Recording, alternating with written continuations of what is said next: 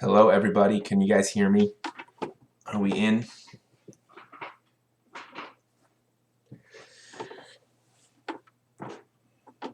Oh, okay.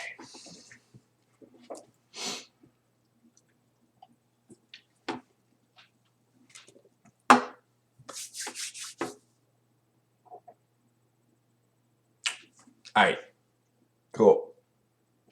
Wow, there's a lot of you guys in here right off the bat, huh? Let's see, what do we got? Okay.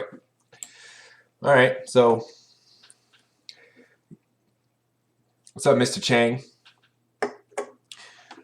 Actually, there's a lot of people in here that I don't recognize. I see Ayush. Eileen. Preston's in the chat. Who else do I see that I know from my class? There's a lot of people in here that are not in my class. Alicia, you're from Mr. Hajarian. Nice. Mr. H is not doing a stream tonight. A little busy. What's up, Sachi? Sachi, that's an old school. You're the original old school. That was last year. My week's been good, Mr. Chang. It's been good. Been a good week. Good mix of different things. I hope your week's going good too. Who else is in here? Looks like some people from GAN. Ethan from GAN. Catherine. Josita. If I'm pronouncing that right. So I've got up on the I've got like an overview. So this test tomorrow,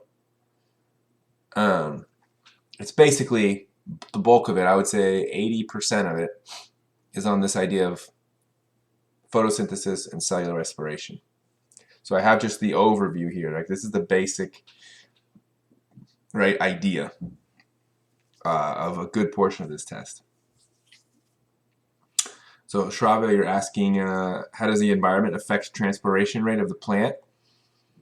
So transpiration is evaporation, right, of water from a leaf. So if you're a plant, you are going to lose more water through your leaf if it's hot out, if it's dry, if it's windy. So the way I like to remember it is transpiration occurs faster when it's hot, dry, and windy. It occurs slower when it's cold, rainy, or wet, or humid. Cold, humid, and still. The air is relatively still. So the environment plays a big role in transpiration. I would just sort of remember it that way. So in those cases where transpiration is going to happen faster, like a hot, dry day, the stomata on the bottom of the leaf will close, right? Will close up to prevent water from evaporating out, from transpiring out of the leaf to preserve water. Akshay, could you explain what the palisade and spongy are? Yeah, let's pull up a little picture of a leaf here. So the palisade, let's just do a real basic diagram. This one looks not too bad. So this is a good one. So the palisade is the upper layer of the leaf. Okay, so the palisade is the upper layer. That's where most of the chloroplasts are, and that makes sense, right? Because if you're a leaf and you have essentially two layers, you have the palisade layers on the top of your leaf and you have the spongy layer on the bottom. So you have these two different types of cells. The top layer of the leaf is these long cylindrical cells. You can see them here, called palisade cells. And they contain most of the chloroplasts, which makes sense because that's the top of the leaf is where the light is striking. So you want to have all your chloroplasts concentrated at the top because chloroplasts are what collect the light to do photosynthesis. On the bottom And these palisade cells are very highly packed, right? Really densely packed along the top. On the bottom, you have these spongy cells, which are very spread out. You can kind of see they're more dispersed, much more air pockets in between them. And that's where the carbon dioxide will enter the leaf, right, from the bottom. And so you need that space so the CO2 can diffuse into the leaf through the stomata, which in this is right here in this diagram, this little blue area in the bottom left.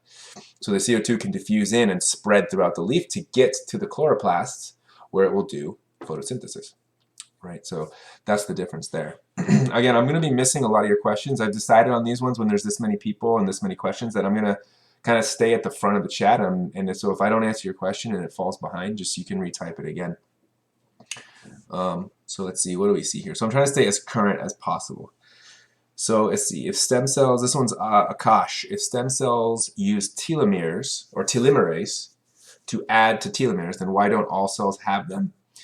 Because the more, well, the problem with that is it turns out that if you express telomerase in cells too much, in all of your cells, you increase your risk of cancer. So telomerase is one of those enzymes that is linked to cancer. So typically your cells won't express it unless it's a stem cell for that one specific purpose. Hey Maggie, I see Bellin there as well. Bellin and Maggie. Maggie from the blue sheet, what are the major pathways? Oh, that question, Maggie. I think for that question, I think you just want to focus on, for my class, just focus on cellular respiration, fermentation, as the two pathways that use glucose, which is a biomolecule. Right, so organisms can get energy from glucose through cellular respiration if they have, let's say, oxygen present. So that's the ideal route. But if they don't, no oxygen is present, then they might use fermentation, and that will get you another route to use glucose to produce some energy. FYI, I'm just going to throw this out there because there's a lot of people that are in Mr. Hajarian and Mr. Gans or Ms. Chow's class. They all did a little more depth and detail on the parts of photosynthesis and cellular respiration. So they went into some of the more specific parts of that with their Eddie the Electron story, which is, and for my class I didn't do that, so I'm not going to answer any questions related to those details. So I'm just going to be skipping those. Just so you know in advance.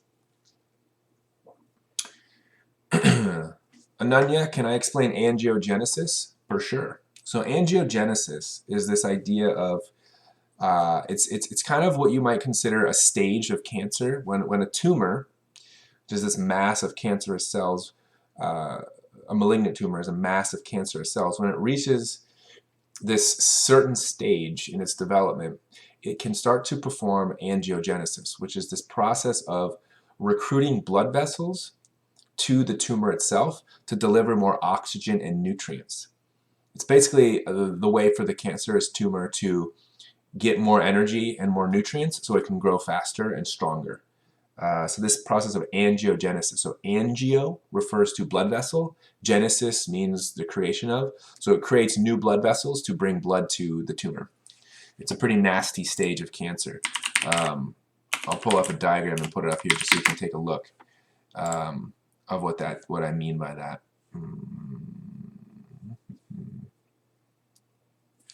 Oh, so there's a good picture maybe somewhere. Maybe this one? Yeah, so here's the, this is angiogenesis essentially. So the tumor's growing. It secretes something called VEGF. I forget exactly what the VEGF stands for, but basically that's a signal to the body to send more blood vessels to it. It kind of hijacks your circulatory system for its own advantage, own purposes.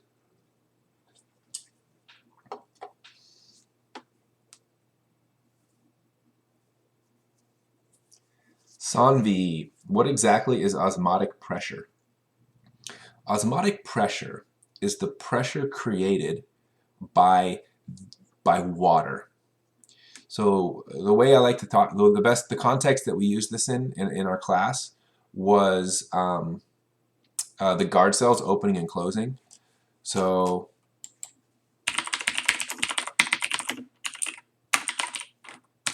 let's see if we have a picture we can kind of look at. So let's take a look at this picture. So the stomata on the bottom of leaves, right? This is where CO. So this is this opening right here that you guys see on the left picture with the open stoma. There's a lot of osmotic pressure in the two guard cells, which are these sort of parenthetical type of cells that you see around the opening. There's a lot of water pressure in there because these cells have swollen up with water. So it creates pressure inside the cell. So the cells are bulging, right? It's like kind of like when you fill up a water balloon with a lot of water, it starts to get a lot of pressure inside. So when the guard cells take in extra water, they bulge and they have increased osmotic pressure, and then that opens up the stomata. When they decrease their osmotic pressure, the cells shrink as the water leaves and the stomata closes. This is how the stomata open and close.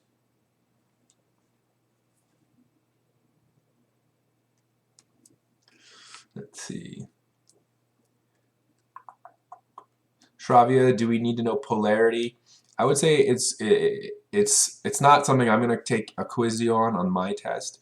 It's a good idea to know that polarity just means like a molecule that has two different charges, like a positive and a negative side to the molecule. And oftentimes polarity is important because, well, water is a polar molecule, and so like water being polar will dissolve and other polar things, but that's more of a chemistry thing. I would say don't worry about it too much for this one. Ayush, does the bloodstream go straight to the tumor, or does the tumor go to the bloodstream? The bloodstream goes to the tumor. It recruits the bloodstream.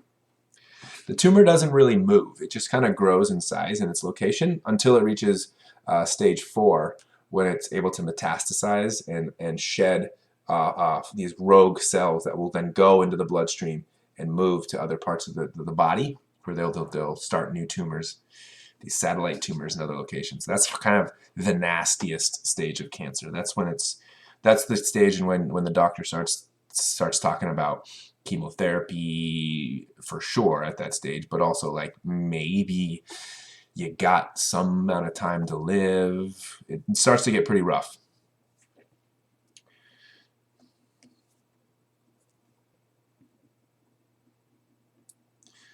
Let's see. Akash, do you need to draw the stomata? No, I'm not going to ask you to draw one. You don't need to draw it, not for my test, at least. I don't think most tests would ask you to draw it.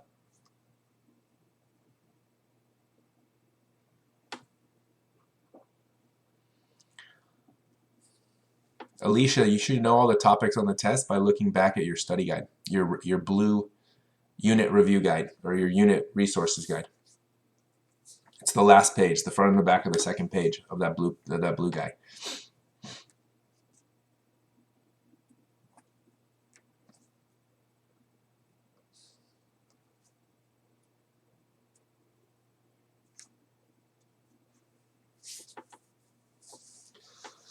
Preston, what's up? How are cell division and cell death regulated?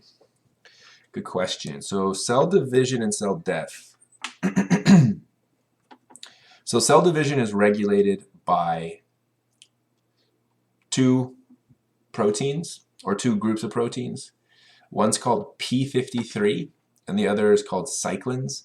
And basically what they are these proteins, right?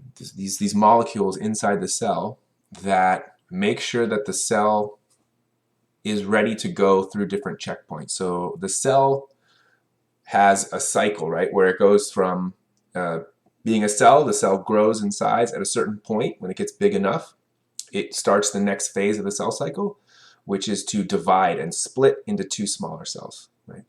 That phase of division is called mitosis.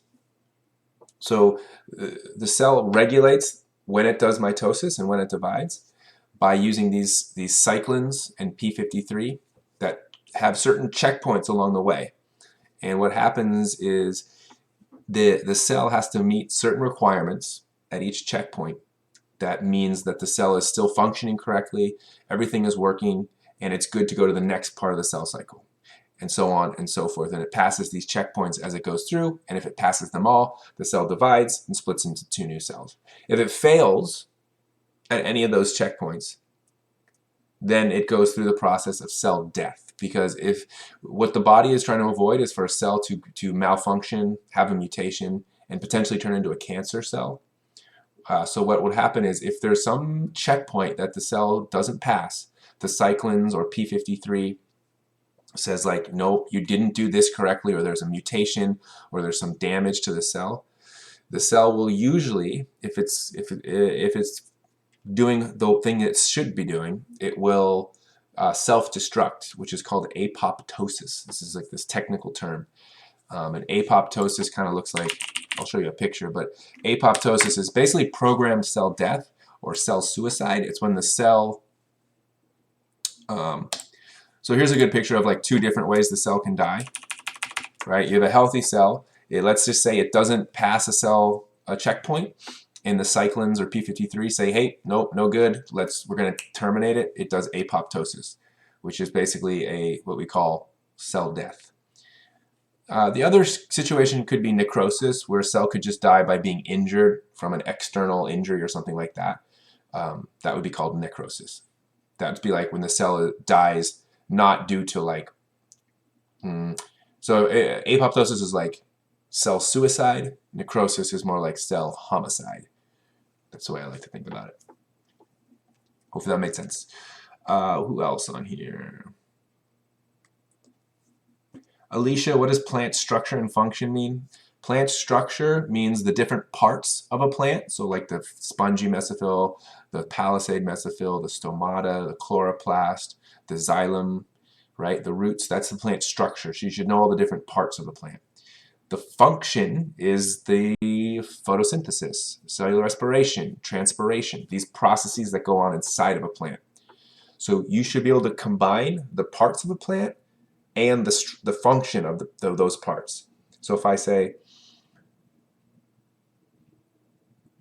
like, describe, you should know where a chloroplast is and what it does. So if you say the chloroplast is found in the palisade cells of a leaf, and its function is to perform photosynthesis, which is to absorb sunlight and carbon dioxide and water and create glucose as a sugar. Then it can use that glucose to perform cellular respiration, to make ATP, and provide energy for a healthy, living, and growing plant. Right? So that's the kind of idea there.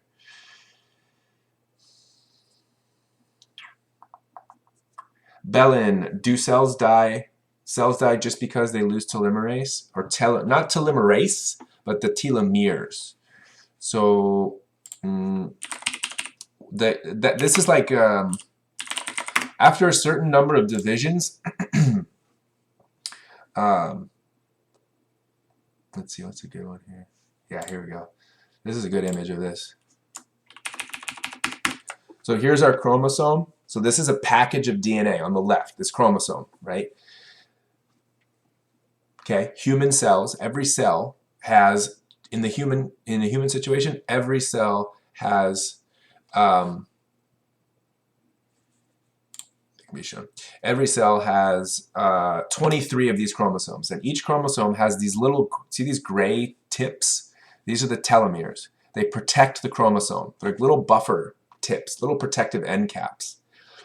But the problem is, every time the cell divides, they get a little bit shorter. So you can see this here as you go towards the right in this diagram. It gets shorter each cell division.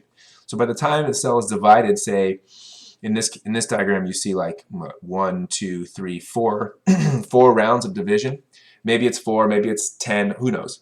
But some number of times, eventually the telomeres get so short that the cell will stop dividing because it would start to get into the important information. So in the blue is the important DNA that cannot be encroached upon. It can't be deleted. It can't be damaged, or else now you have a malfunctioning cell. So the telomeres are there to protect that. But once that protection is gone, the cell can't keep dividing. So either it will stop dividing, or it will do apoptosis, and it'll end that cell line, saying it's just too short. And then the telomerase is the enzyme that actually can add a little bit more telomere on. So it can increase the length of the telomere, can increase that end cap, so it can increase the gray area. But the only cells that really express that in high quantities are stem cells and cancer cells. A normal, healthy, functioning cell doesn't produce that much telomerase.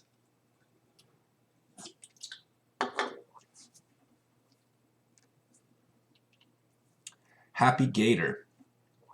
When a cell divides, are the telomeres in both cells shortened? If so, how are there still cells in your body that have telomeres? Yes, yes. Yeah, both cells are shortened. So how do we still have telomeres? Because of the stem cells.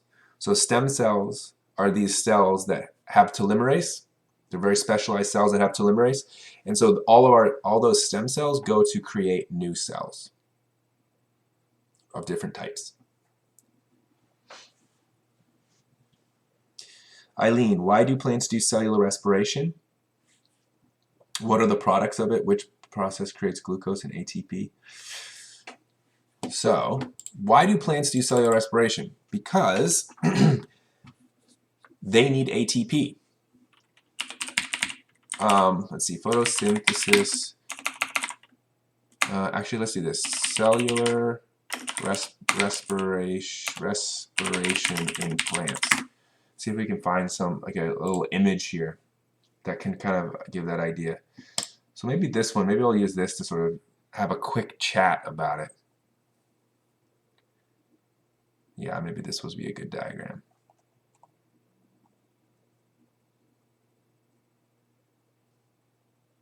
Yeah, we'll use this one. This guy here. Not the best, but it gives me a little visual. So, okay, this is really important because this is a very common misconception. People think plants just do photosynthesis and animals just do cellular respiration. But here's the thing. What the heck just happened? Okay, here's the thing. The whole point of photosynthesis, right, is to create glucose, which is a sugar. So the idea is we have all this energy coming in from the sun, and plants use their leaves to capture that energy.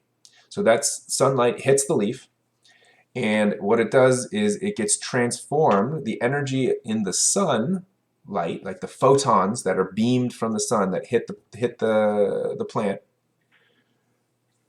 just crazy to think about. Like, just think about that. Like, this leaf is sitting here, right? And it gets hit by a photon that came from the sun, like millions of miles away, right? It takes about what does it take? About 8 hours, right? So that sun, the sun is doing this crazy fusion reaction, just generating all this light. Millions of miles away in the solar system, that photon comes flying through space, goes through the atmosphere, and happens to strike that leaf. Boom, it hits the leaf. It hits a chloroplast in the leaf. That chloroplast converts the energy from that photon, from not just one, but many photons, into chemical energy, into the form of glucose, into this sugar molecule. So it takes light energy and turns it into sugar, into glucose. That's amazing. That's why plants are so crazy. That's why leaves, like next time you look at a leaf, just do one of these, like, appreciate you. You're the best. Without you, we wouldn't be here. Because a leaf is taking sunlight, sun energy that's beamed through the universe from the sun, and turning it into sugar. We can't do that. If we're as humans, we have no ability. That sun, it hits us. We don't do anything with it, right? We can only eat sugar. That's our form of energy, right? So plants we got to appreciate the leaf. But it does this process. It creates sugar.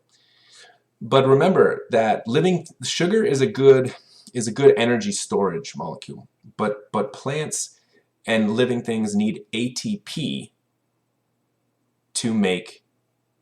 They need ATP as the main source of energy.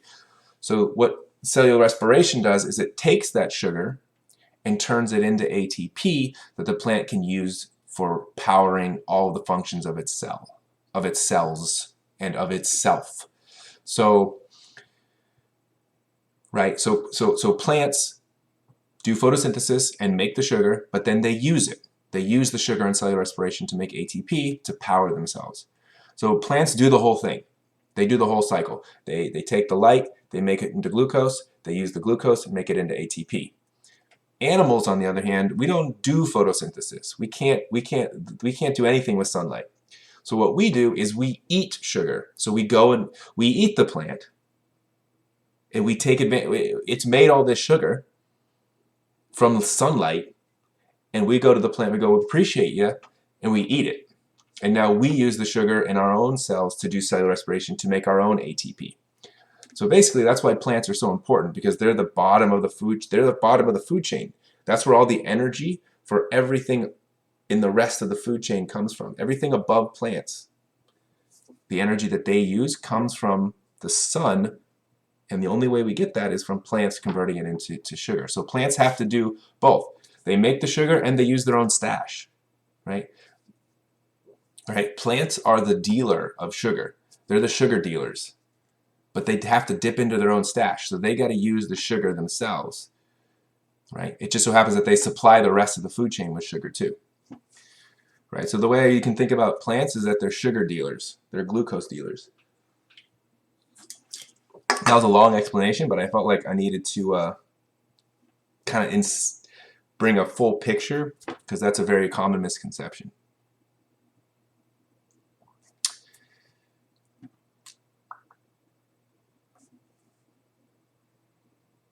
All right, sorry, I missed a lot of questions because I went on a little roll there with the idea of plants. And wow, we got 70 people up in here, huh? 70 people. I hope everyone's having a good night. For starters, let's just take a moment. Take a breath. I'm trying to get back into meditation. I'm trying to do meditation where I do, like, before I go to bed at night, I'll sit for maybe just for like 15 minutes, 20 minutes. Breathe in and out and just sort of try and not think about anything. So sometimes it's good to do that. Hope everyone's doing good tonight. Don't stay up too late studying, by the way. Let's see what else is going on here. There's people talking about Eddie the electron in there. Yeah, that's that level of detail. See, I feel like that level of detail is interesting, but I want to make sure.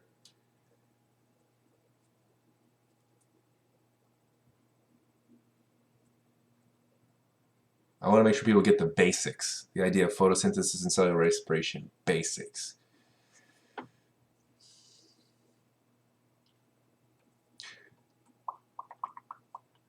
Avani, I should talk to the PE teachers if I want to meditate. I've been meditating for a while. I'm just getting back into it. I used to do it more.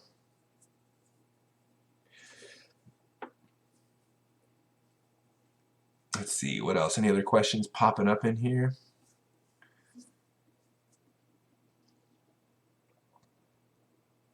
Ayush, if you get a brain overload, do you die? I don't know what a brain overload is.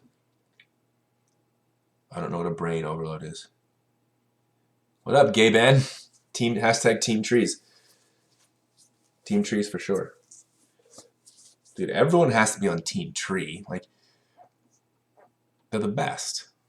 They're so selfless.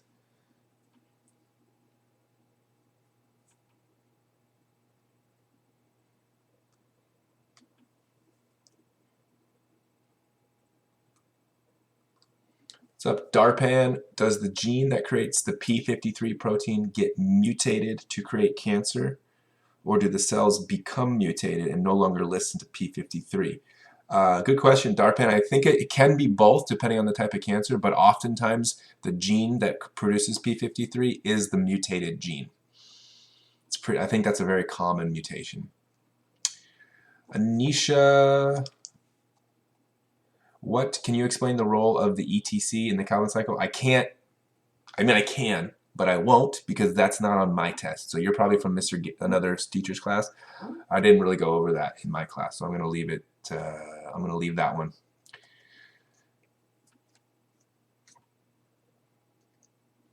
New. Which body parts have cells with a long life and which body parts have short life? Good question. I think that must have been on one of the review sheets. The places in your body that would have long life cells, cells that live a long time, are places where cells are not dividing very fast, where cells don't need to divide fast. So that would be anything in your central nervous system or in your nervous system in general. So the neurons in your brain and spine don't really divide. You kind of have the same brain cells that you had when you're a kid to when you're far into your old age.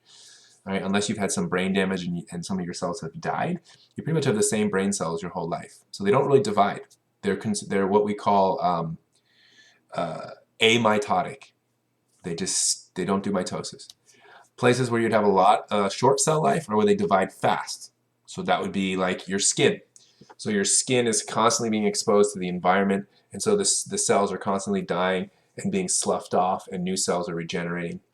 The inside of your mouth and all the way through your digestive tract, constantly new cells are being divided there, right? Because as you eat, right, the food is scraping along the inside of your digestive tract, peeling cells off, so new cells have to replace them. Those are some examples of places where you'd have short cell life. Belen, can I talk about surface area to volume ratio and why cells are small? Yeah, so I'll try and explain. This is a tricky concept, but just the idea here is that when you have a cell that is reaching a certain size, right? So as a cell gets bigger, the surface area to volume ratio gets smaller. I wonder if there's a diagram. Ratio and, let's see, and cells. Let's see what happens here.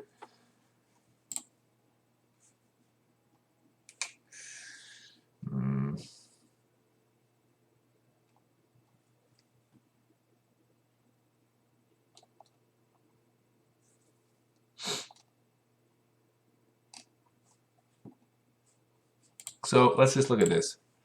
Like, yeah, this will probably help. So in this case, you have one big cell on the left, or the same sort of size, the same volume of a bunch of smaller cells. So the one on the left has a larger the one on the left has a smaller surface area to volume ratio. These individual cells all have higher surface area to volume ratios, right, by quite a bit. So your body wants to be composed of many small cells rather than less amounts of big cells. And the reason for that is because when the cell gets too big, it has a hard time getting nutrients in, right? Because imagine this. Imagine the distance from the nucleus to the outside of the cell, right? Much further than in a bunch of small cells, the distance is much shorter. So the travel time for nutrients and waste to get in and out of the cell is much slower, much longer rather, in a big cell, and the cell can actually start to suffocate. If it can't get enough oxygen, if it can't get enough nutrients, it can start to starve. Sometimes the amount of waste inside the cell builds up and it becomes toxic, and it can't get the waste out fast enough. That's a problem. So in that situation, what's going to happen is the cell is going to want to divide to reduce that information. Or not information, sorry, to reduce that problem of getting things in and out. So that's one thing. That's the surface area to volume ratio thing insofar as why cells are small, is to maintain higher surface area to volume ratios for better nutrient absorption and waste removal. Someone asked something about palisade cells and mesophyll cells. I kind of already explained that when I showed this picture here. Right? This picture, the palisade cells at the top are where you have chloroplasts that absorb light for photosynthesis. The spongy mesophyll is the bottom layer of cells where you have more air pockets, so CO2 can come in. So CO2 comes into the bottom of the leaf in the spongy mesophyll. Light comes into the top of the leaf through the palisade. And then they combine, CO2 and light combine with water from the xylem that's come up from the roots. So you get water from the xylem from the roots, CO2 through the stomata in the bottom of the leaf into the spongy mesophyll, and light through the top of the leaf into the palisade cells. All three of those ingredients combine into a chloroplast to do photosynthesis and turn into glucose, which is that sweet, sweet sugar that the rest of the food chain can't get enough of.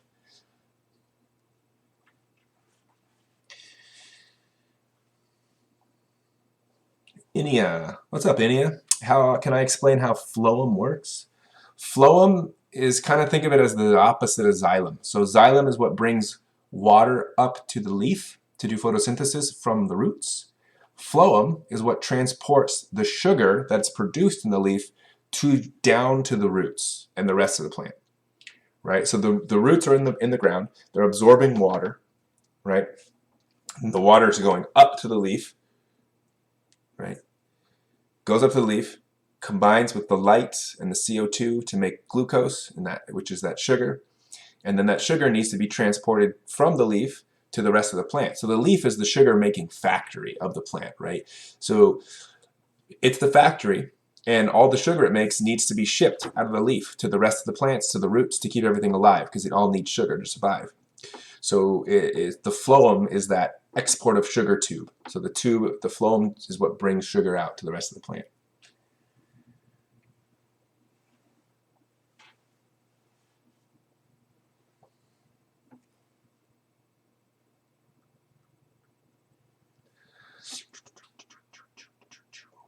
Gabe, and I don't receive donations, my dude. When I used to do Twitch, maybe, but not nowadays. Not on YouTube. Can you explain how a plant grows based on its conditions? That is related to, so a plant will grow based on its conditions, right? So basically, plants will grow fast when they have an abundance of all the ingredients for photosynthesis, right? Because they need to make sugar, they need to make glucose to grow, because glucose provides energy, and it also provides a building block to make cellulose, which is a part of the cell wall for new cells. So the more photosynthesis a plant can do, the faster it grows. So what would determine how fast photosynthesis can happen? Well, the amount of ingredients. So is there a lot of light? If there is, good. Is there a lot of water? Yes, good. Is there a lot of CO2 available? Yes, good. So if there's a lot of water, CO2, and light, that plant's going to grow quick. If there's not so much, right? If it's dark, if it's very dry, plant's going to go slow. That's the idea. Preston, another question. Would the practice test or the blue sheet be best to study from? I'd say it's a combination of both. I would say use the practice test to give yourself an idea of what things you need to review. So take the practice test right through with no help. Go back, answer as much as you can. If you have to leave something blank, leave it blank. That just means you need to review that piece of thing, that whatever that it was. And then go back and grade yourself with the key. And then you can just highlight all the things you got wrong or left blank, and then go to the blue sheet. And well, the blue sheet's not going to give you information about those things. The blue sheet's going to give you a little bit of practice questions, but you need to go back to your notes, to video lectures and things like that to figure out the answers to the questions you got wrong. Right? So use the practice test to inform you of where you need to go back for and review. The blue sheet has some study questions that can help guide you as well.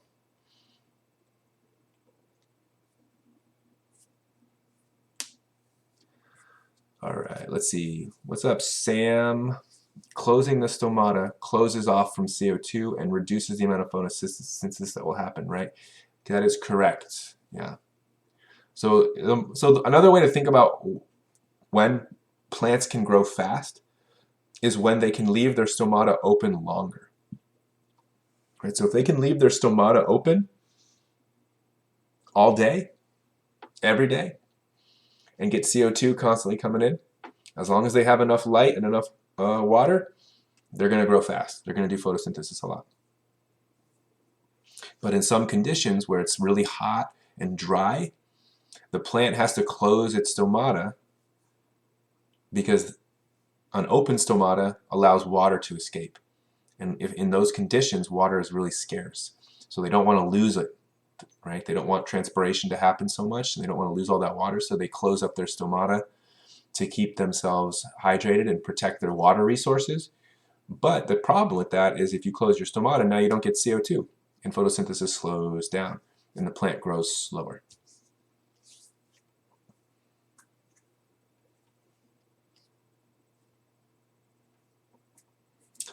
Darpin, I'm sure somebody can link you to it. I mean, I'm sure somebody can share that practice test. Someone in my class want to share share that test. Link it in the chat. I think I allow links in the chat.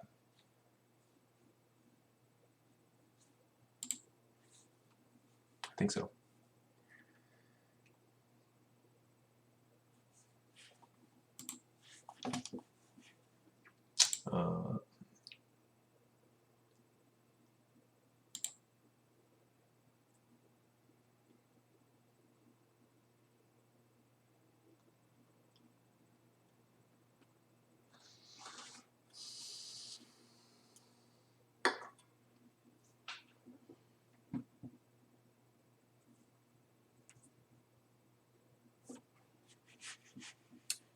All right, let me see. Actually, I don't know if links are allowed in the chat.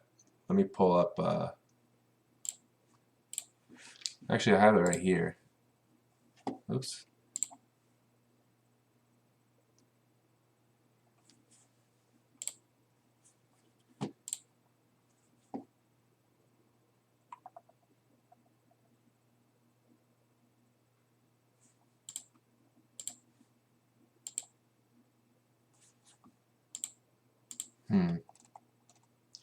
So this is the review guide. I don't know if I had. Let me see. Let me look into it. Let me look into that.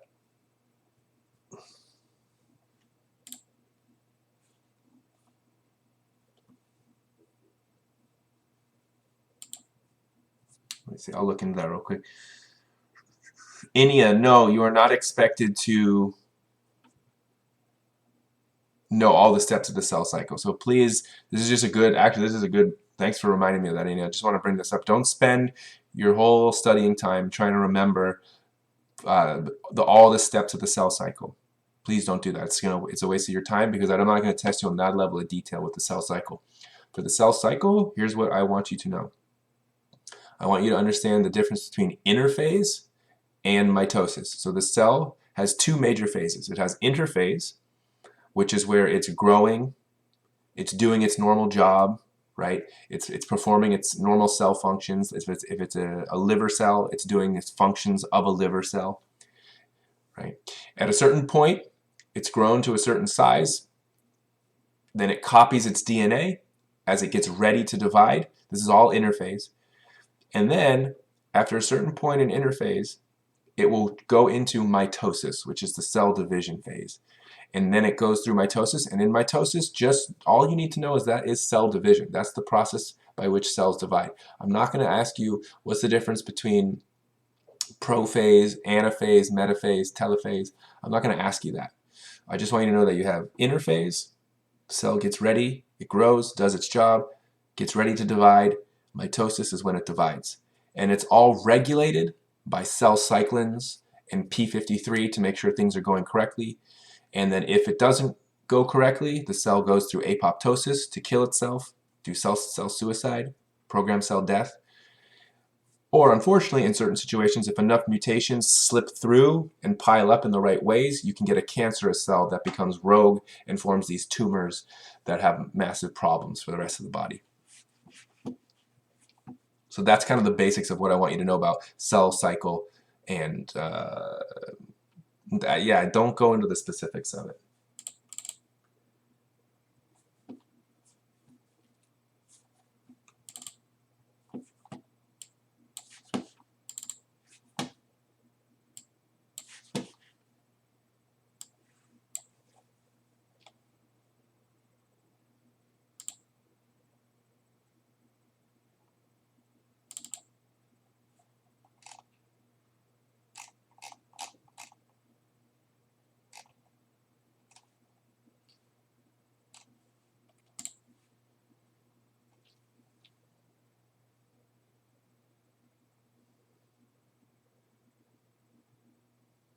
What's up, Anjali?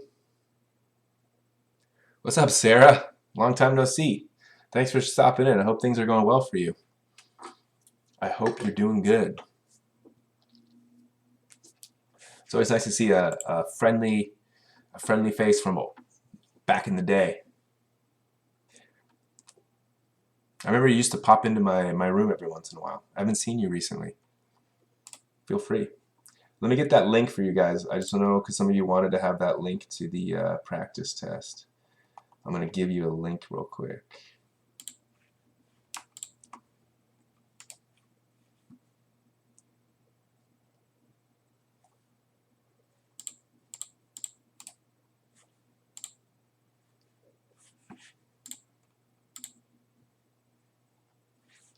Okay, here's the practice test.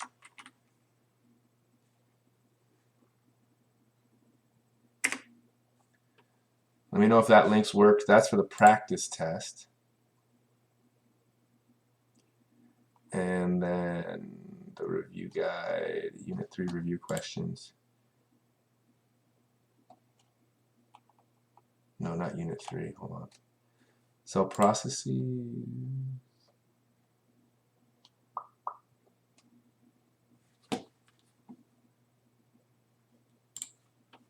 See if that works.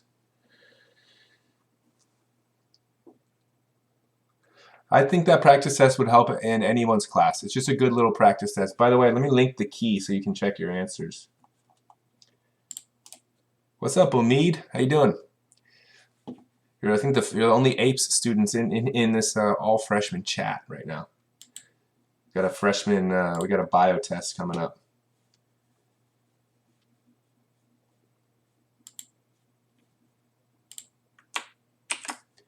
And then here's the key. There's the key.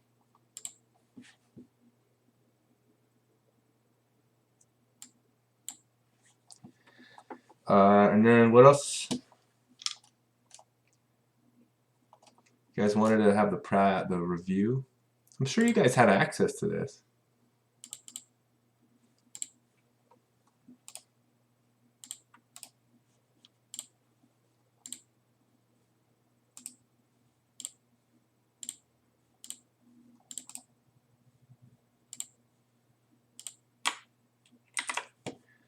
There's the review page and I'll give you the key to that.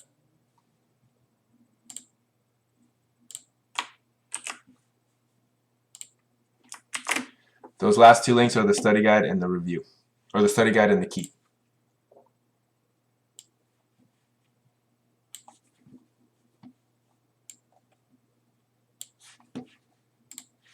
Study guide and the key. So, what are we at? We're at 8:23. Okay. All right. Looks like, oh wow, we're down to 25 viewers. So people have really kind of bailed out here. People have a little bounced a little bit.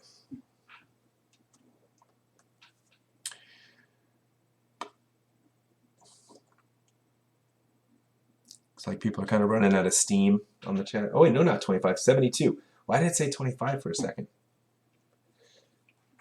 Never mind. It's full steam ahead. We're still strong.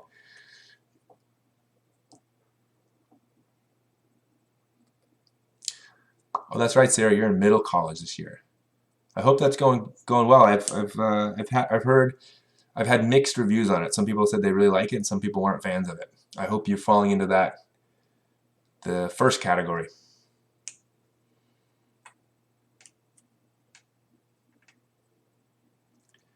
Happy Gator, what are the names of the molecules involved in cellular respiration? The names? Yep. In cellular respiration, you've got oxygen and glucose are your reactants, and they are used to make carbon dioxide and water are the products, plus the energy that's released from the glucose goes into creating ATP, and ATP is the energy molecule of the cell, and that ATP is used for all sorts of things in the cell that is important. Melody Cat. I appreciate everyone. I love how everyone updated me on the numbers. I'm like, there's 25, and everyone's like, no, there's 65, 69, 70, 60, 60, 70. Melody Cat, what are the stems? What are stem cells? So stem cells are these unique type of cells that are not, what we call them, undifferentiated. So they haven't specialized and become any particular type of cell. So for example, you have your eye cells, your skin, your bones, your muscle cells, your brain cells, all these different parts, right? All your organs have their own special cells. A stem cell is not like any of those. It hasn't fully become a final type of cell yet. It's undifferentiated. It hasn't become anything. It has the potential to turn into a variety of different cells. So a stem cell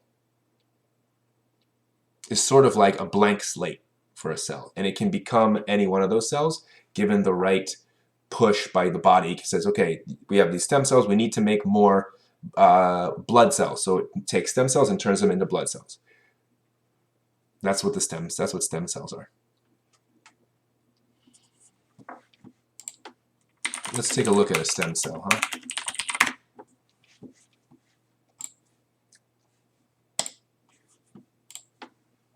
Right, so here's our stem cell.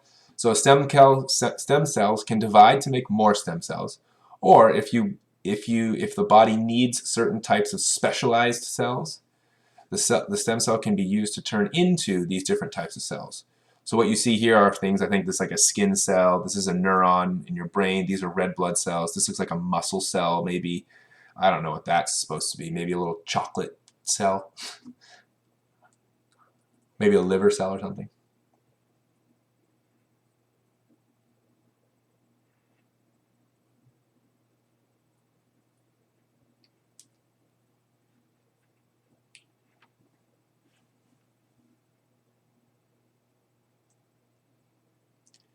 Sam Shri, can stem cells become cancer cells? Yeah, it's possible. It's possible. I'm pretty sure. Let's take a look. Let's look that one up. Stem cells so much for it might. Yeah, so it definitely can, according to the Harvard Stem Cell Institute.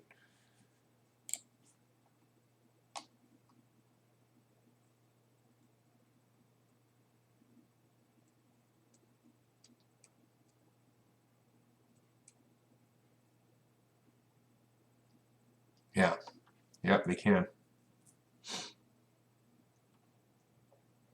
What's up, Renee? What is the difference between angiogenesis and metastasis?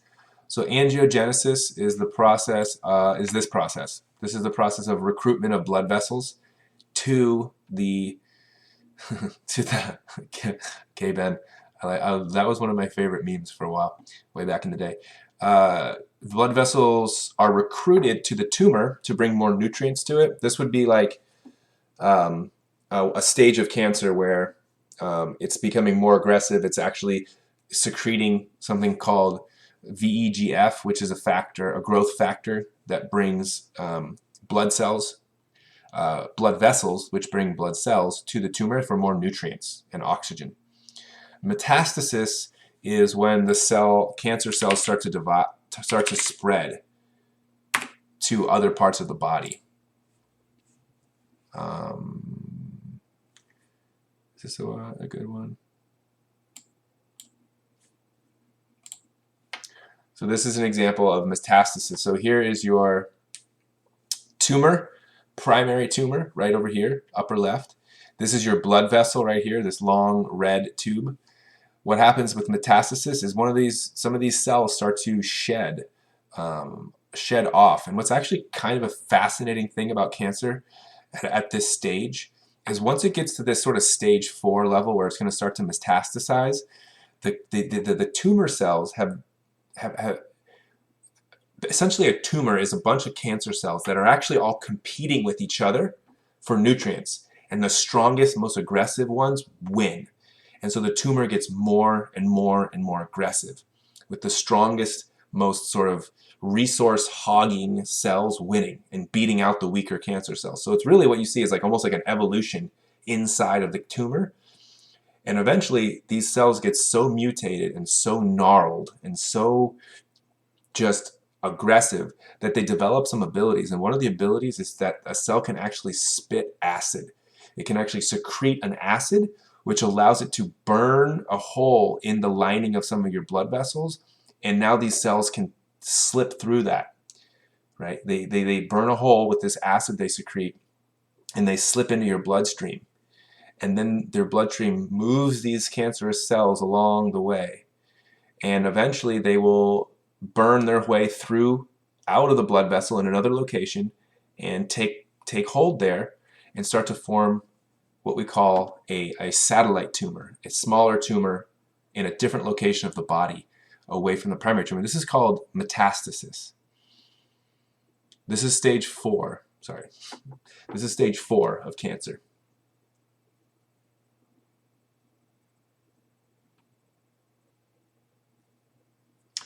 Let's see, what are some other questions?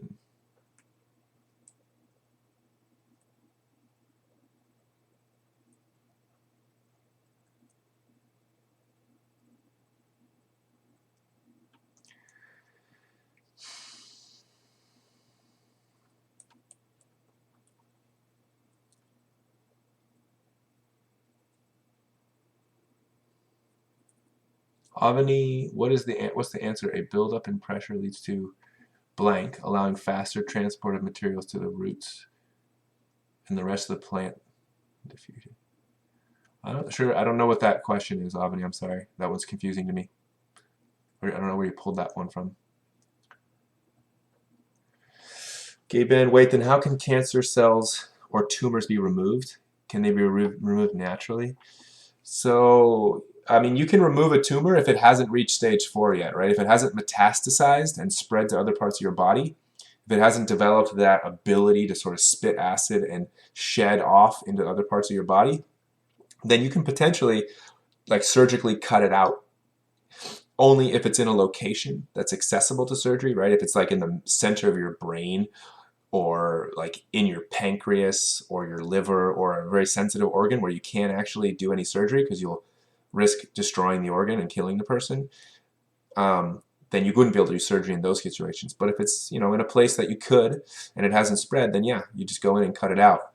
But if it has spread and it's gotten to this stage of metastasis, you have to do chemotherapy, which is a chemical treatment where you just sort of have chemicals be intravenously through your blood, into your blood through an IV.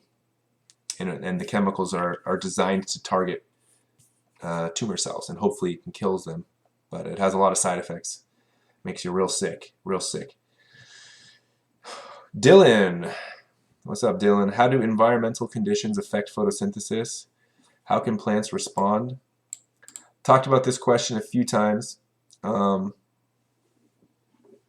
essentially, the environmental conditions that affect photosynthesis are ones that decrease or increase the reactants in photosynthesis. So anytime you have less water available or less light, photosynthesis is going to slow down. The way a plant can respond is by opening or closing its stomata. That's really the only way a plant can respond. So a plant will respond if there's low water by closing its stomata. If there's an abundance of water, it will open the stomata. And in those cases where it can open the stomata, it will grow faster. Photosynthesis will happen faster.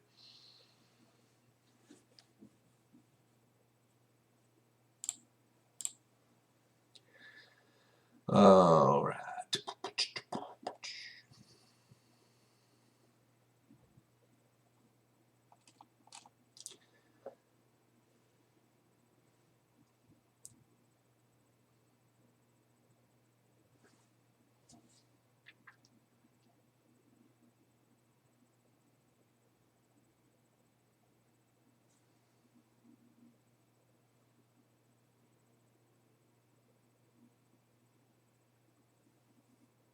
I appreciate your Tesla update, Akash. I didn't even know that Elon had unbreakable glass.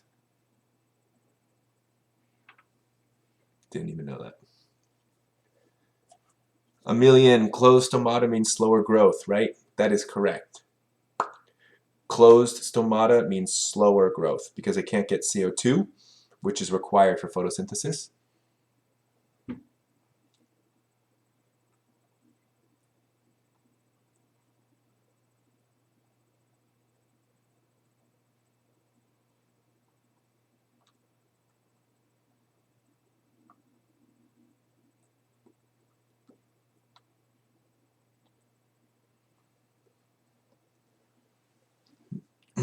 Maggie, how does surface area to volume ratio affect heat loss and evaporation? The more surface area, the more heat loss and the more evaporation. So the higher the surface area to volume ratio, the more heat loss and the more evaporation. Legend of Blitz God. How are cancer and stem cells similar? They both produce telomerase, which allows them to divide indefinitely. That's how they're the same. Is it possible to have a meat berry? I don't have any idea what you're talking about. I don't even know what that even would mean, a meat berry. You're just trying to get me to say the word meat berry? Let's see, what else we got? Ananya, can I go over alcohol fermentation? I mean, you don't need to know the details of alcohol fermentation, but basically, fermentation is another pathway that organisms can use to produce ATP from glucose if they don't have oxygen available. So if there's oxygen, right, if you're in an oxygen-rich environment and there's plenty of oxygen, the best, most efficient thing to do with the sugar you have from the food you ate, that glucose, is to use cellular respiration to convert it to ATP. It's more efficient, you make more ATP, it's less wasteful. But sometimes organisms find themselves in an oxygen-free environment or a very low oxygen environment. Or cells themselves might find them, individual cells within an organism might be low on oxygen. And they still need ATP. So they can't do cellular respiration because remember, oxygen is a required reactant for cellular respiration. So if you don't have oxygen, then you can do something called fermentation, which uses glucose to produce ATP. But it's very inefficient. It produces far less, like 15 times less ATP than cellular respiration. It's a waste in a way, but it's better than nothing. Now, alcohol is a byproduct of some kinds of fermentation. So some organisms, when they do this, they produce alcohol as a waste product, as a product of the reaction of fermentation. In humans, when our cells do fermentation, we don't produce alcohol, we produce lactic acid. Right? And so when would that happen? Typically it's in our muscle cells. So when we're working out, right? When you're working out, you're running, you're lifting weights, your cells will eventually run out of oxygen because you're using them too much and you can't get them oxygen fast enough. So when that happens, they switch to lactic acid fermentation, where they still get some ATP, but not that much. This is why you start to get really fatigued once you lose that oxygen. That would be considered a type of fermentation too, the lactic acid fermentation.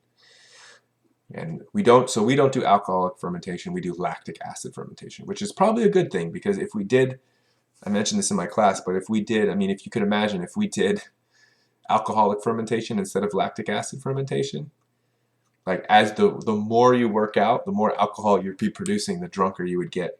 And so by the time you're like on your third set of bench press, you'd be tipsy. And I think that would cause it would be funny in a way, but also really unproductive. It wouldn't make any sense either if animals did alcoholic fermentation, because imagine trying to run away from like a predator, or imagine a predator-prey chase where it starts out really like they're both agile, they're quick, and then as they progress, they both get more and more drunk over time.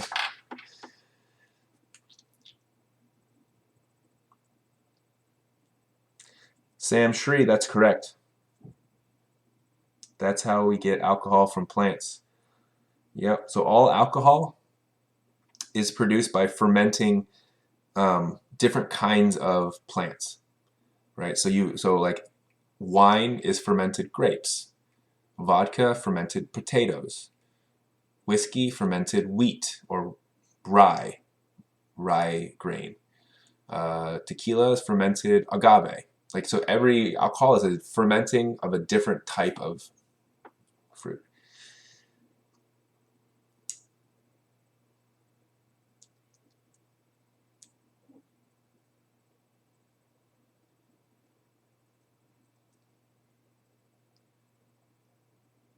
Plants, Maggie, plants don't really do fermentation.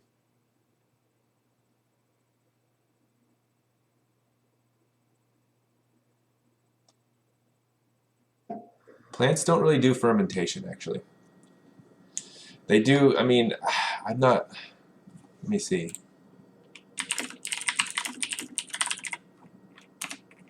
This is a good question. I never thought about that.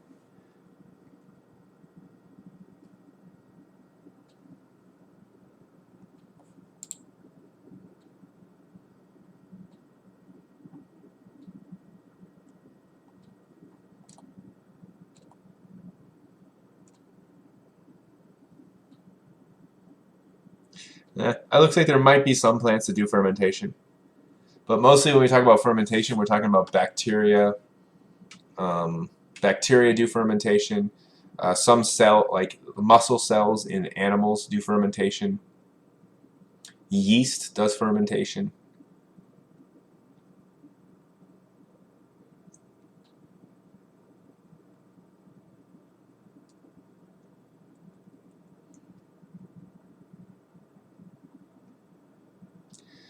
Oh yeah, so you guys are wondering, like, if plants don't do fermentation, then how do we produce alcohol from them?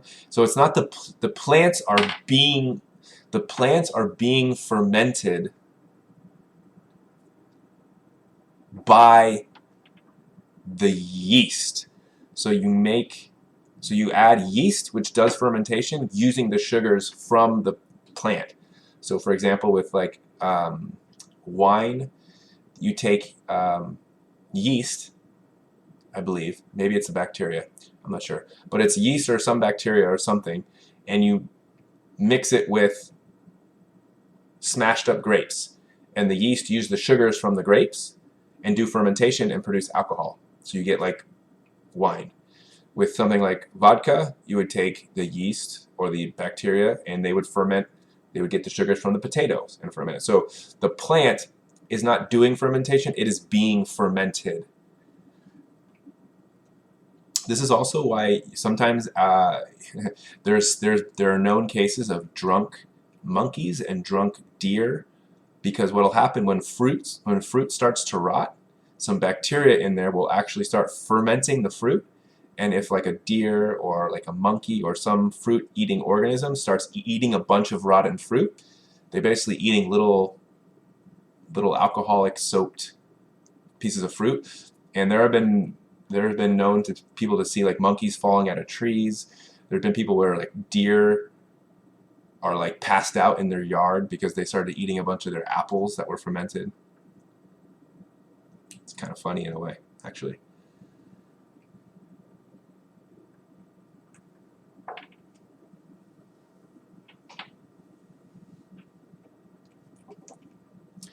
All right, where are we at now? We're at 8:43. We've got still 60 some odd people. Jatinder, when it's humid, does the stomata close or open? It will open. It's going to open because if it's humid, like if it's humid, there's already a lot of water in the air, so transpiration is going to happen slower because the air is already like saturated with a lot of water. So water won't move as fast out of the stomata, so it will leave the stomata open because it's not as worried about losing water.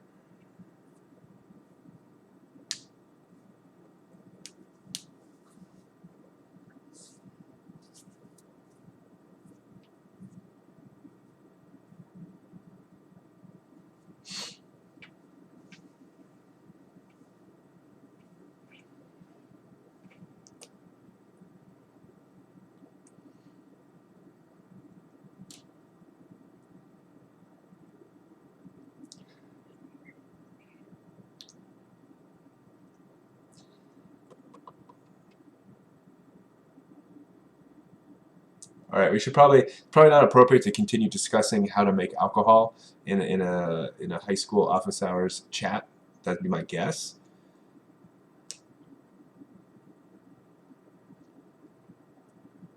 So let's sort of change the direction of the chat. Yvonne, what's up, Yvonne? Thanks for stopping in. Why are cells programmed to self-destruct after a certain amount of cell division? That is because they run out of telomere. Do I have a picture of that? Yeah, this guy. So this is the picture I was showing earlier when I was talking about this. So remember that the chromosomes inside of cells, which is where the DNA is, that has important information for how the cell to do its job and like build itself, has these end caps, these little gray caps that are called telomeres. Every time the cell divides, a little piece of the telomere is removed because it's just the mechanism by which the DNA is copied. It can't make it all into the end, and so you lose a little bit of the tip every time your cell divides. And so over time, that protective cap gets shorter and shorter with each division, and at a certain point, the cap disappears entirely, and cell division will stop because you can't act. If you keep going, you start to actually delete some really important information. So the cell division would stop at that point. A million. What is the relationship between p53 and cyclins? The way I like to think about it is like p53 is sort of the overseer of the cell cycle. It regulates the cyclins, and the cyclins are what are like actually at the checkpoints along the cell cycle. So the cell has these checkpoints right throughout the cycle, and it's the cyclins that are like the stoplights that say stop or go. You passed the checkpoint or you didn't pass the checkpoint. P53 is kind of like the boss of the cyclins in a way. It helps produce them and control them. So P53 is like the bigger one that controls the cyclins that are actually doing the specific checking at the checkpoints. That's the way I like to think about it. Catherine, if the cell hits another cell and keeps dividing, does it affect the other cell and make it do that too, or what? No, it shouldn't. Actually, the way it works, Catherine, is if a cell comes into contact, if it's a healthy, normal cell that's functioning correctly, the way it should be, if a cell runs into another cell, like if it's dividing and eventually bumps up against another cell, it should stop dividing. Right? So cells should not keep dividing and just sort of crowd out each other. They should actually, when they come into contact with another cell, they stop dividing. So it wouldn't actually trigger anything. It would just stop. Dia, what is gene expression? Gene expression is when a gene in the DNA is used to make a protein. So the DNA, which is inside the nucleus, is the instructions for how to make proteins, and it's composed of tens of thousands of different genes. And each gene is specifically designed to make 1, 2, or 3 different proteins, like a number of different proteins, like each gene has the instructions potentially to make a couple different proteins, or sometimes just one protein. So when a gene is expressed, that means it's used to make a protein that then goes and does some function in the cell. Right? So the gene would be used by the ribosome to make a protein. That's gene expression. Akash, why do chromosomes condense before separating? Well, they do that because it's much easier for the cell to divide the DNA evenly into the 2 new cells if it's condensed in nice, neat, easy to separate packages. Right? If it doesn't condense and it's just sort of spread and tangled all over the place, it's very difficult to separate into 2 different sides. The way I like to explain it is if I gave, let's say I have 2 people in front of me, I give one person a box of uncooked spaghetti. And then I give the other person a bowl of the same spaghetti, but I had cooked it, and I put it in a bowl. And I said, all right, I'm going to time you to see which one of you can divide the pasta into 2 equal piles without breaking them, without damaging them, and getting it exactly right. Who would win? the person that has the uncooked pasta because it's much easier to separate them. The person with the cooked pasta, it's all, you know, tangled and mixed together, and they're, so the cell is kind of the same idea. It wants to make it easier to separate the DNA correctly so that each cell gets the same amount and the correct DNA. So you have two equal cells at the end.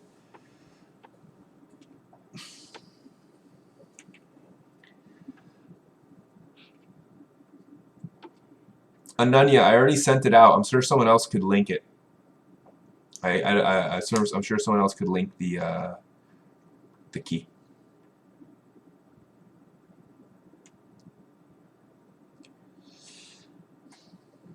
Sam Shree and Alicia both asking about independent density. What do you mean, like density dependent? That's just related to like a normal healthy cell will stop dividing in an environment where there's a lot of cells, like a high density of cells.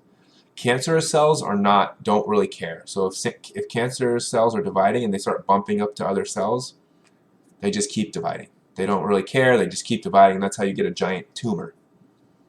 Normal healthy cells, when they bump up to other cells and it becomes dense, they stop dividing.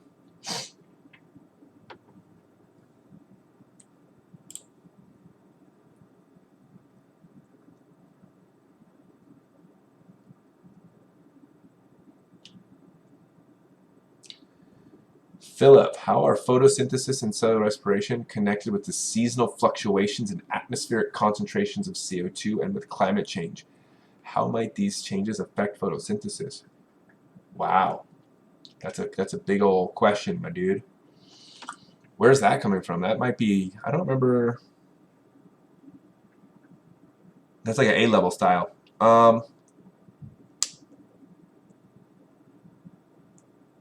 Let's see how we can do that.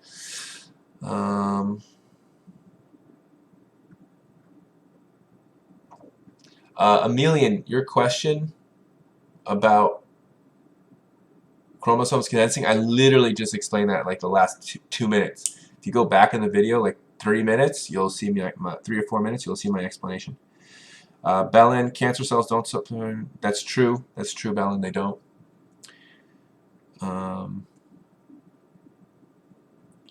Maggie, yes, spaghetti. Spaghetti. Dude, the spaghetti meme, you guys are too young, but like Tim and Eric, which is where the spaghetti meme comes from, it's also where the free real estate meme, the free real estate meme came from. Tim and Eric. They were my when I was like in high school, that was my go-to sketch comedy. So funny. Let's see. What do we got? I'm trying to answer Philip's question, but it's a lot. So Philip, your question is a lot. So okay, dude, I gotta break this down, man. That's a lot. So basically, photosynthesis and cellular respiration are connected with seasonal fluctuations in atmospheric concentration of CO2. Okay, so in the atmosphere you have CO2 levels, right? Sometimes it's high and sometimes it's low.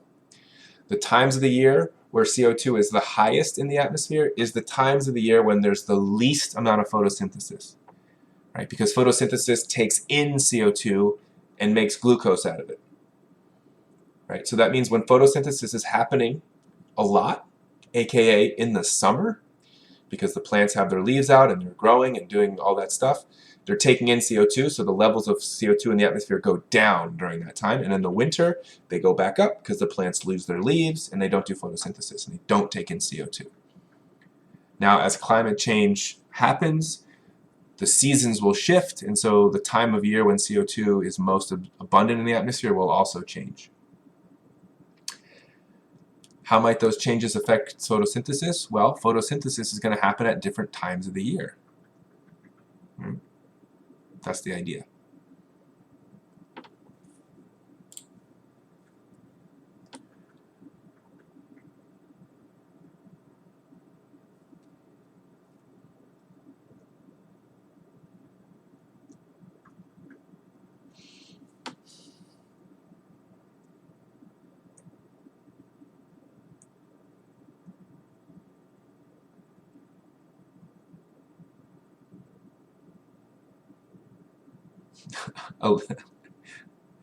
Alicia, can we go over less specific things?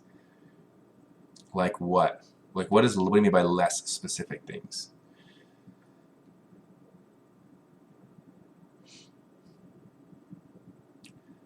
I don't know. That's a kind of a tough thing.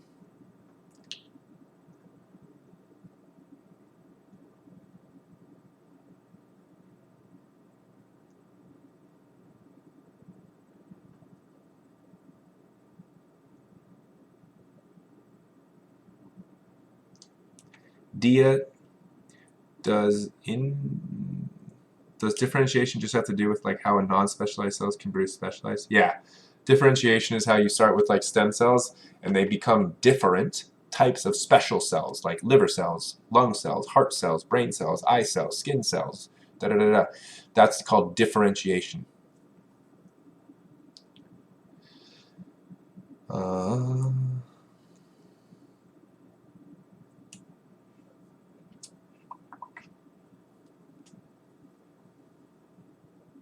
Alicia, can we go over interphase stuff? Well, I mean, interphase is just the part of the cell cycle where the cell is growing, doing its normal job as a cell. At a certain point, it gets to a certain size. It divides its DNA. This is all in interphase. And then it gets ready to divide. And then when it starts to divide, that's mitosis. That's the next part of the cell cycle. So interphase is basically the part of the cell cycle where the cell is not dividing. It's either growing or getting ready to divide. That's interphase. Coins. One important thing. Could you explain why bigger cells is not good than small cells? Because if a cell's too big, it puts too much strain on its DNA. We call that DNA overload, right? You have a huge cell, but the same amount of DNA. It overloads the DNA. So if you divide and make the cell smaller and copy the DNA, now you have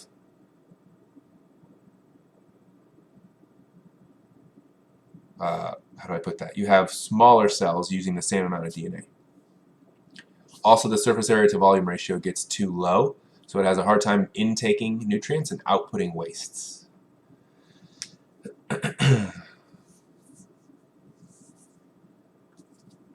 Christopher, what's up, man? On the test, are we going to have to know the S2 phase in detail, like the circulation? No. No. Don't need to know all the very specific phases of the cell cycle. Don't worry about that.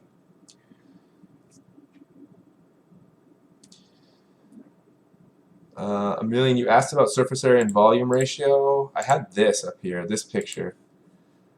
But basically, like, you want to have cells with higher, so the smaller the cells, the higher the surface area to volume ratio is, right? So on the right, you have you have the same area, the same amount of space taken up, but with a bunch of small cells compared to one big cell. The cells on the right, it's better situation because these cells have a higher surface area to volume ratio. So they're not overloading their DNA, they're not stressing their DNA, because now you have a bunch of nucleuses, right? So you have DNA that's being used by smaller cells, and it can bring in nutrients easier because the distance from one end of the cell to the other is shorter, so it takes less time for nutrients to transport in and for waste to transport out. So it's just a healthier, better situation to have smaller cells with higher surface area to volume ratios.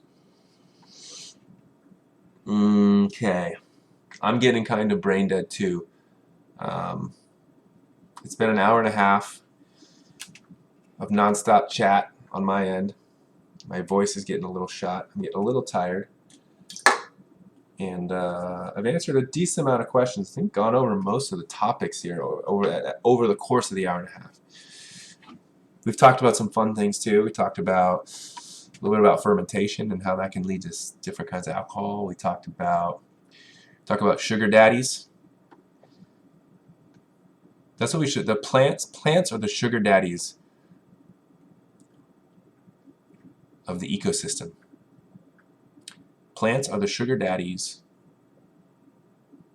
of the food web. Everyone else is in either directly or indirectly reliant on plants' production of sugar, of glucose.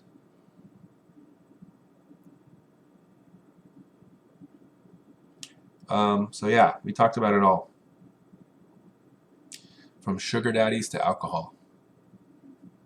It's very appropriate topics for, isn't it funny how you can go from something as benign as photosynthesis, cellular respiration, something as boring as that, boring, quote unquote boring, not to me, maybe to some of you, because you don't really know it yet, you don't really understand how important it is. But you can go from something like that to sugar daddies and alcohol.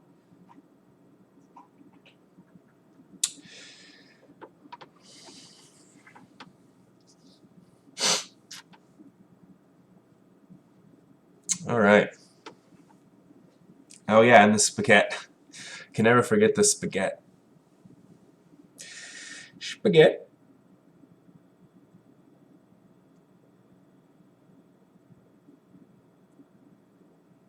Oh man, my neck.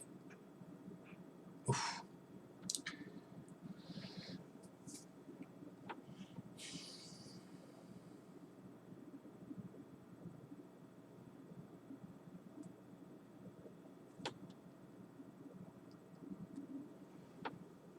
Okay, I might answer a couple more before I get out of here.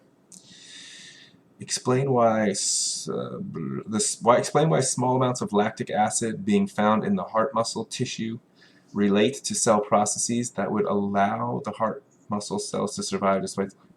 Dear Philip, where are these questions coming from? Are these like these are like A-level style questions, man. I'm just going to leave you with this, Philip, without taking too much time. Think about what lactic acid is a byproduct of fermentation, which is a way of using glucose to produce ATP so cells can stay alive. Right? If they block the supply of blood, which carries oxygen, the cells would need to do fermentation instead of cellular respiration. I'm going to just go on that one. Quran, how does anchorage dependence work while density dependent inhibition exists? Whoa. How does anchorage dependence work while density dependent inhibition exists? Density.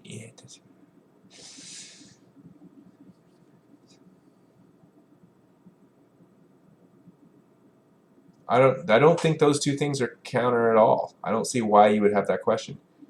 Because anchorage dependence just means that a cell. Oh, I see what you're saying. Because a cell, in order a cell to be anchored to another cell, it has to divide. Well, just because it's anchored to another cell doesn't mean it's completely surrounded by cells, right? So you can be anchored to a cell with also not being completely surrounded by cells and therefore being density dependent inhibited, right? So those two things can coexist, right? You can imagine a cell that's anchored on one side to another cell, however, is not completely surrounded, so it would still divide. And then once it is completely surrounded, it would then be inhibited to divide because it is the density dependence. Alicia, is cytokinesis just cell division? It's what happens after mitosis. So mitosis is when the cell does most of the division, and then the very last part is when the cell pinches off and turns into two completely separate cells. That pinching off, that's cytokinesis.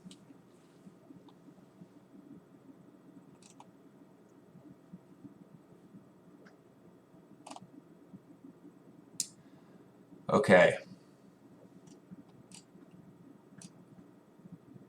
Oh, Akash is being a little bit of a spam bot at this point, which is telling me once I see that kind of thing start to happen, it gets getting a little silly. It's getting a little silly. So what that means is we're probably going to end this thing. I don't like to see silliness. So I think we're going to go ahead and call it a night here,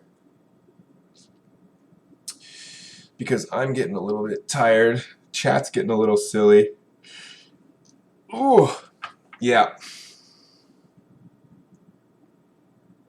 Oh my God, no, no.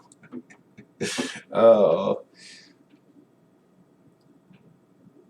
you guys are so desperate right now. Why? What?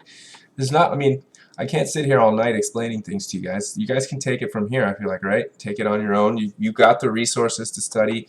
You can go back and watch watch some of this. I mean, I basically explained things non-stop from front to back for the last half an hour, right? So that's the last hour and a half, rather. So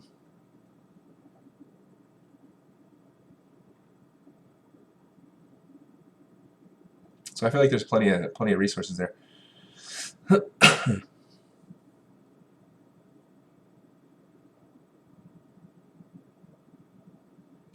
But I wonder, like, if you guys are, I wonder how much you guys can stay and help. Here's another thought, just a thought that I had. If you stay, I mean, you guys can help each other, right, in the chat. Like, I mean, there's people in here that are super helpful, and I appreciate them. People like Amol, who fires out a lot of good answers. I saw Maggie say some good stuff too. Ayush, you're a combo. You help people, but then you also have like really weird, interesting questions, which I kind of like. I kind of enjoy, actually. But you make me get off topic because I'm a sucker for trying to think about weird, interesting ideas, and you throw them out there. You throw them my way, and I take the bait big time. But there's a few, but you guys can help each other out. I mean, there's no reason why you can't stay on the chat after I go, or even like, there's probably other chats. I don't know what you guys have set up out there. If you have Discords or you have, messenger chats, groups. But it's always helpful to be able to have to. That's the way you learn the most, is actually when you have to explain something to somebody else. Like, I didn't really understand biology to the level that I understand it until I started teaching it.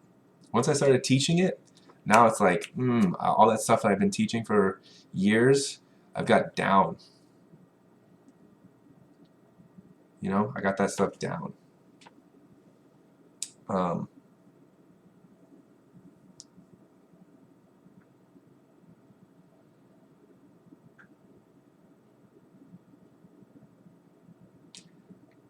But I mean, there are like 70 people in this chat. I mean, it's down to 45 now. But that's a lot of people. If anyone has, like, if you have 70 people and someone asks a question, guaranteed someone is going to know the answer to that and be confident that they know the answer to that. Right? Even if you have a group of 30 people, even sometimes just even 10 people, even sometimes 5 people, you might be able to get a guarantee. Not with 5, it starts to get a little bit sketchy. Alicia, you keep asking for someone to explain the cell cycle regulation. That one's not too tricky, because it's all about cyclins and P53, these two groups of proteins that just work to keep the cell in check so that it doesn't continue moving forward in the cycle if it has an error, because errors lead to cancer, and we do not want cancer.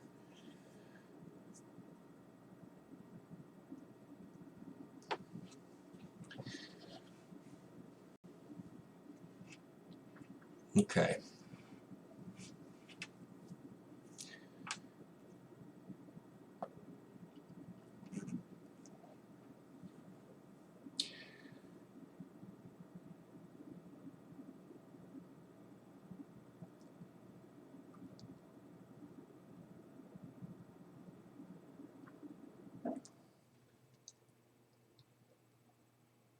That's actually a good question, Emilian. How does cancer kill?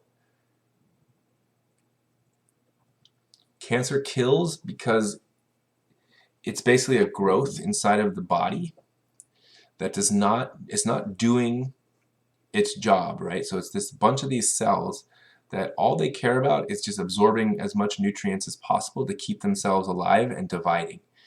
And so what they'll do is they will hog the resources, right? So let's say you have a giant tumor in your liver that's absorbing all of the blood and nutrients and oxygen and basically starving out all the actual liver cells that are trying to do the job of a liver. So you got this liver, got a lot of cells in your liver that are doing their job. Their job is basically to, by the way, the liver, it's one of its main jobs is to detoxify, take out certain toxins from your blood. Alcohol being one example. So the liver will remove alcohol from your blood as a toxin. Does other things too. So your liver works normally. It removes that stuff. Your blood is nice and clean. Things are good. And then suddenly you get a cancer cell in your liver. right? Because you got certain mutations over time, and that cancer cell divides and grows, and now you have this cancerous malignant tumor. It gets bigger and bigger. It starts recruiting blood vessels through angiogenesis.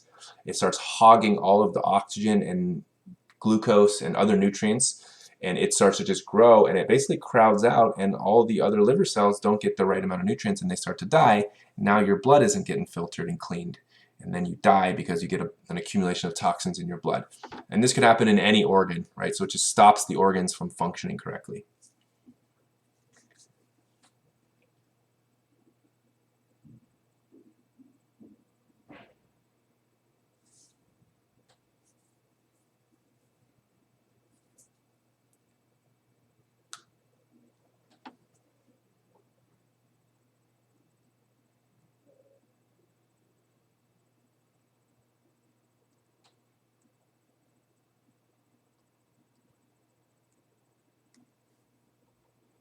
You can kind of think about cancer as like a giant parasite inside of your body, right? Like like other parasites. A good example of a parasite is like a tapeworm. So a tapeworm is this worm that that can get into your digestive tract, right? So you swallow maybe a little bit of the larva, right? Maybe you drank some contaminated water, or you ate some food that was not so hygienic, and you got a tapeworm larva in your digestive tract.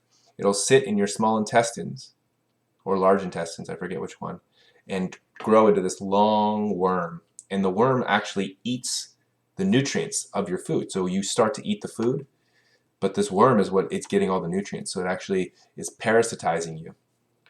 Tumor is kind of doing the same thing, but instead of being in your digestive tract, it's actually inside of your tissues, stealing the nutrients.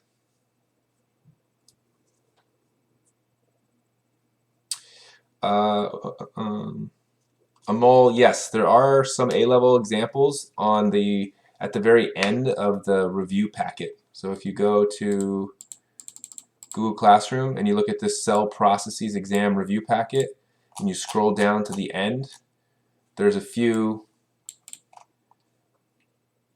challenging questions similar to A-level, but not exactly. None of these will be the exact A-level question. Just a little hint for those of you still here, as far as the A-level question goes, it's going to be a variation of some sort of thing involving plant growth. I'm throwing that out there. So think about the plant assessment we took. It's not going to be exactly like that. It'll be involving definitely some plant growth stuff. I can't give you any more hints than that. So if the 47 of you, or at least, well, I don't know how many of the 47 of you are in my 2 periods. Whatever, give you a little hint.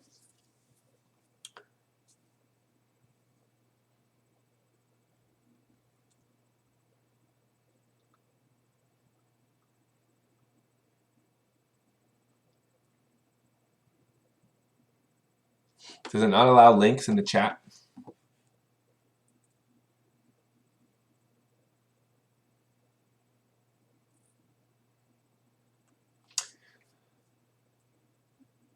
Maggie, what might be a limiting factor for dense forests? Probably light, right? Because if you have all these trees that are crowding each other and it's very dense, young trees that are at the bottom are blocked. Like you have all these trees that are blocking the light at the top. So that's why rainforests, the limiting factor in rainforests in tropical areas is basically light, because there's plenty of water, the temperature is fine, and the CO2 is always usually fine. And so what happens is you just have so many trees that it blocks the light, and so it's hard for the competition at the bottom of the rainforest is tricky.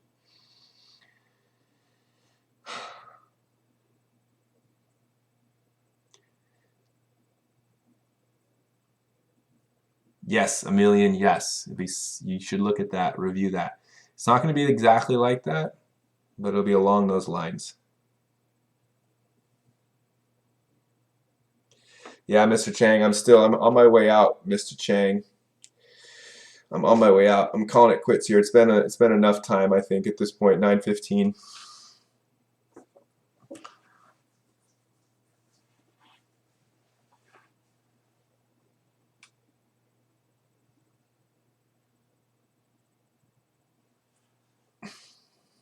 Phloem, I was talking about Tim and Eric. Tim and Eric, awesome show, great job. It's very bizarre. It's very weird. Most people don't like it. It's kind of off the wall. But some of the stuff is pretty funny.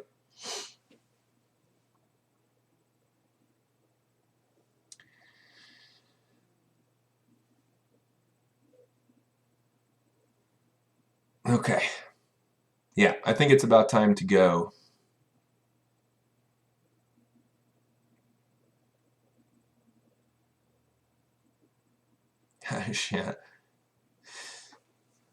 Shanna coming in with an apes question at the last second before I bounce. For the pest web quest, how do you get to the public health category? Actually,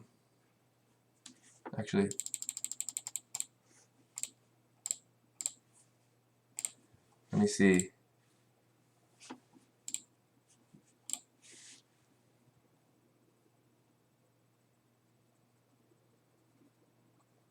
Let's see. Public health category.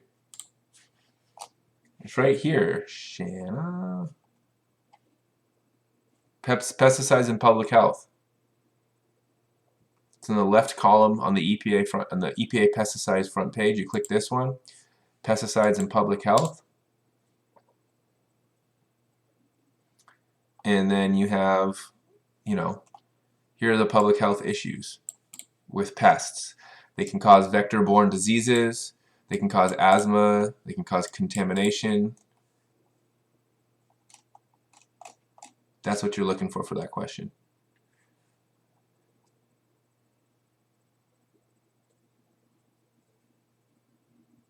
Okay. All right. There's 50 of you here. It's 9:15. And I'm going to hope you guys all go get some good rest. I'm going to go get some sleep. I'll probably go, what am I going to do now? I got to go do some, you know what I might do? I had PT today for my knee because of my knee surgery that I had a month ago. And my IT band and my quad is super tight and my hip is. So I think I'm going to go foam roll. That's painful, but it's going to feel good. I'm going to go foam roll. I'm going to try, here's what I'm going to do. I'm going to foam roll for about 15 minutes. Then I'm going to meditate for 15 minutes, and then I'm going to snooze. Then I'm snoozing. And I hope you guys hit the hay pretty quick, okay? Because you guys shouldn't stay up so late. I can't play Minecraft, man. I wish I could. I'm too tired. I gotta do things that keep me. I gotta do productive things, which is foam roll to help my leg, meditate to help my mind, and sleep to help my body. And then I'll see you guys tomorrow. Okay? See you on the other side. Good luck, everyone, on their tests. Like I said, don't stay up too late. Get your sleep. Get your shut-eye. Get your beauty rest. You guys will rock it. Don't stress too much about it. It is what it is at this point. And I'll see you guys later. Thanks for stopping in. This is a good little sesh. I feel like we got a lot of good info here. So, peace. Pound it. Catch you on the other side. Bye.